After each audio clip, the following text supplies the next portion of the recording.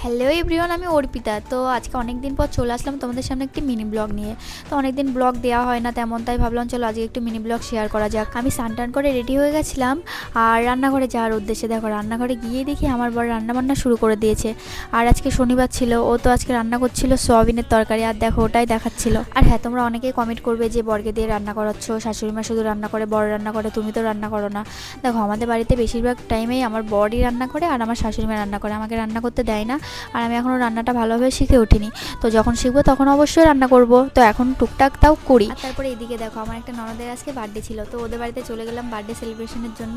আর ওর জন্য আমি ফুল নিয়ে গেছিলাম। দেখো ফুলগুলো ওকে দেওয়ার পর ওর রিয়াকশনটা দেখো, ও খুব খুশি হয়েছিল ফুলগুলো পেয়ে। আর ওর হাতে যে কেকটা দেখছো, ওর পিসি ওকে কেকটা দুপুরবেলা এনে দিয়েছিল, তাই বললো চল কেকটা কেটে ফেল।